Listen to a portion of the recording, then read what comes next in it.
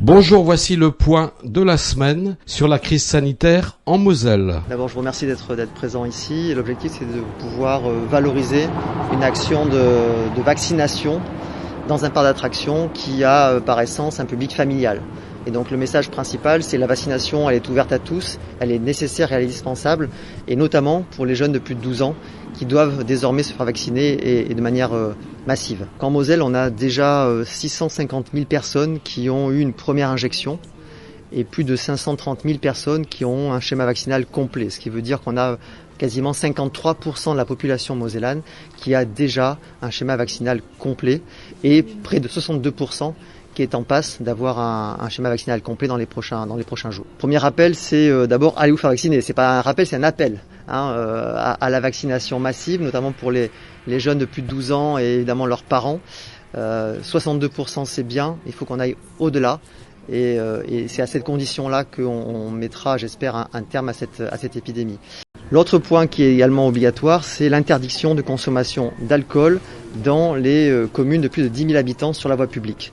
Et donc là aussi, des contrôles seront faits régulièrement, notamment évidemment le vendredi soir et le samedi soir, pour faire en sorte qu'il n'y ait pas de consommation d'alcool sur la voie publique dans ces communes urbaines. Tout simplement parce que là aussi ce sont des moments où la vigilance est moins importante et où on peut plus facilement se faire contaminer par le Covid. Et puis l'autre effectivement rappel cette fois-ci, c'est l'obligation de port du masque. Quel que soit le niveau de la vaccination, ça restera important et indispensable de respecter les gestes barrières. Et je rappelle que en Moselle, le port du masque est obligatoire dans tous les lieux de voie publique, dans tous les lieux publics où on ne peut pas respecter la distance des 2 mètres.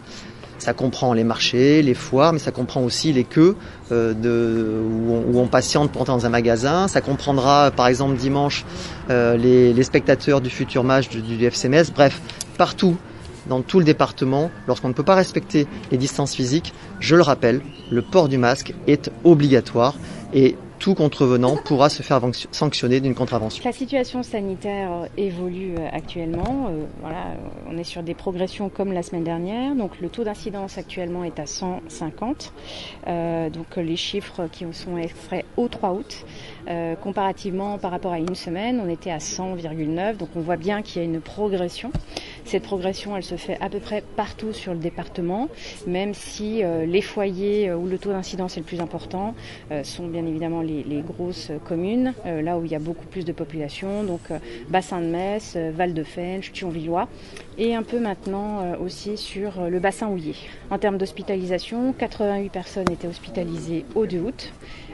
Parmi ces personnes, il y en a 16 qui étaient dans les soins critiques, donc réanimation et soins intensifs, et il y a plutôt une stabilité autour de ces chiffres par rapport aux entrées à l'hôpital. Donc pas de pression particulière et bien loin des niveaux que nous avons déjà atteints jusqu'à maintenant.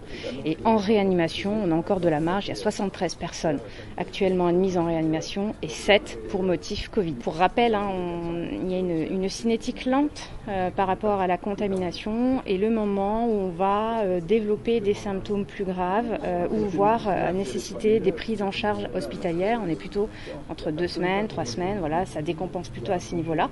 Donc il y a ça qui peut l'expliquer. Et puis après, il n'y a pas de raison particulière autre que cette cinétique lente. Donc voilà. On teste un peu plus qu'il y a quelques semaines. C'est pas les niveaux que nous avions atteints au moment où on développait le variant sud-africain. Il y avait le variant sud-africain, mais néanmoins, on a un bon niveau de test. On est à plus de 5000 tests pour 100 000 habitants.